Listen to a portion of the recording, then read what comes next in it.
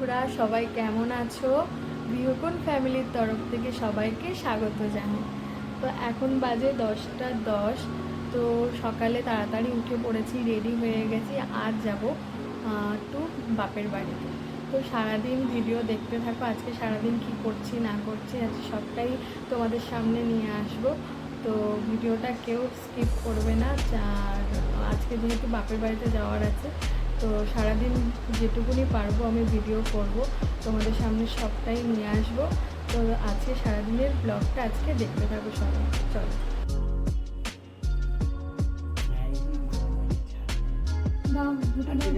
নমো করো, নমো করো।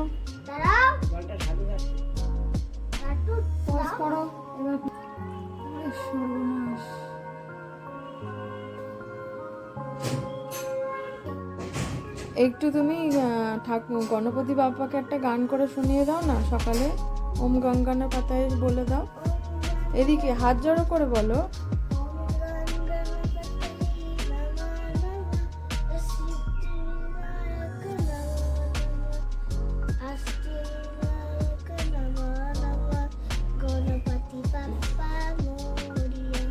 নমো করো।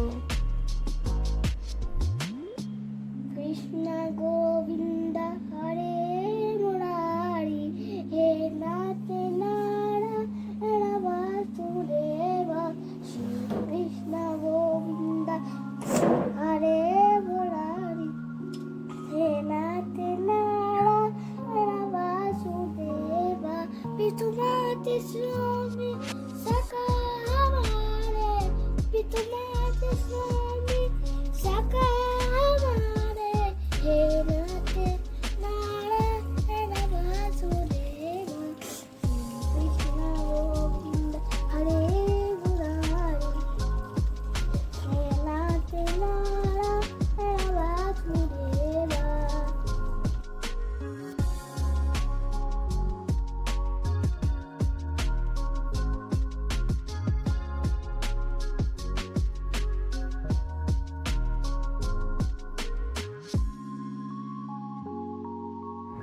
আমরা বেরিয়ে পড়েছি, দেখো এবারে আমাদের রেডি হয়ে অনেক তাড়াতাড়ি আমরা খেয়ে দিয়ে রেডি হয়ে গেছি, যেহেতু আমাদের দুপুরবেলা বেরোনোর টাইম ছিল। তো ওই জন্য আর সকাল সকাল বেরোয়নি। তো দেখলেই দুপুরবেলা আমরা বেরোচ্ছি, কারণ দুপুরবেলা একটা ট্রেন আছে, সেই ট্রেনটা খুব ফাঁকা যায়। তো ওই জন্য রেডি হয়ে গেছি, মেয়েকেও রেডি করে নিয়েছি, আমিও রেডি হয়ে গেছি, ওর বাবাও রেডি হয়ে গেছে। নিয়ে বেরিয়ে পড়ছি, কারণ প্রচণ্ড রোদ ছিল, যার জন্য ওকে টুপি পরাতে বাধ্য। তো আমারও তো খুব রোদের মধ্যে আমারও মানে মানে খুব কষ্ট হচ্ছিল, তো ওর বাবারও হচ্ছিল কষ্ট, মানে প্রত্যেকেরই কষ্ট হচ্ছিল রোদের মধ্যে। তো যেহেতু দুপুরবেলার ট্রেনটা ফাঁকা যায়, তার জন্যই আমাদেরকে দুপুরবেলার ট্রেনটাই বেছে নিই আমরা যাওয়ার জন্য। যেদিন বাড়িতে যাই আমরা সেদিন দুপুরবেলার ট্রেনটাতেই যাই। তো ওর বাবা আরও দেখো মানে ও সিঁড়িতে এরকম লাফিয়ে লাফিয়ে উঠবে। আগে তো যখন ছোটো ছিল তখন ওকে সিঁড়িতে কোলে করে নিয়েই উঠতে হতো, মানে খুবই মানে আমরা তো উঠেও পড়েছি ট্রেনেতে উঠে গিয়ে আমরা সিটও পেয়ে গেছি, খুব ফাঁকা যেহেতু ট্রেন ছিল। তো তার জন্য আমাদের আর কোনো প্রবলেম হয়নি। তো খুবই ভালো লাগছিলো ট্রেনে বসে, যেহেতু হাওয়া মধ্যে। তো এত সুন্দর মানে সিনটা এত ভালো লাগছে চারিদিকে, মানে পুরো সবুজ, মানে দেখে তো মনটা আরও শান্তি হয়ে যাবে। মানে যেদিন আমি যখন বাড়িতে মানে আমার বাপের বাড়িতে যাই না, তো তখনই না মনটা সত্যি মানে ভালো হয়ে যায় ট্রেনে বসে যখন এত সুন্দর সিনগুলো দেখি। তো কি সুন্দর দেখো সবাই, মানে কি সুন্দর সবুজ চারিদিকটা, মানে এত ভালো লাগে দেখলেই একটা মানে খুব মানে এনার্জেটিক ব্যাপার লাগে দেখে। তো নেমেও গেছি। তো আমার মেয়ে যেহেতু ট্রেন দেখবে, তো ও টাটা করতে শুরু করে দেয়। তো যতক্ষণ না ট্রেন যাবে ততক্ষণ ও ট্রেনে টাটা করবে, কারণ ওর খুব মজা লাগে। মানে ও যাকে মানে কেউ যদি ওর সামনে দিয়ে যায় বা কেউ যদি মানে বাড়িতে সে যখন যাওয়ার সময় মানে যতক্ষণ রাস্তা থেকে যাবে ততক্ষণ পর্যন্ত টাটা করতে থাকে। মানে টাটা ব্যাপারটা ওর খুবই পছন্দের জিনিস। তো রাস্তায় মানে এবারে আমরা যখন যাচ্ছি খুবই তো রোদ।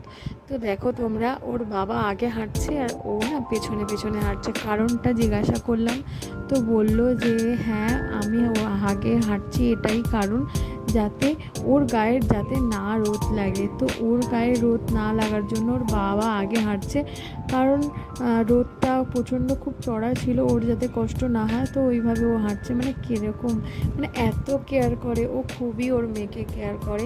আমার এটা খুবই ভালো লাগে। সত্যি আমার মানে কপাল এতই ভালো যে ও এতটা ওকে, আমার মেয়েকে বলে না, আমাকেও প্রচণ্ড কেয়ার করে। মানে এটা ভাগ্যের ব্যাপার একটা। তো যাই হোক, ভালো থাকুক সব সময়, এটাই ভগবানের কাছে কামনা করি।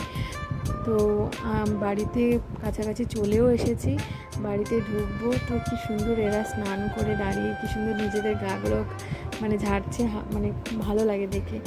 তো বাড়ির মন্দির দর্শন করে নিলাম, মানে এত সুন্দর লাগে আমার বাড়িতে আসলে।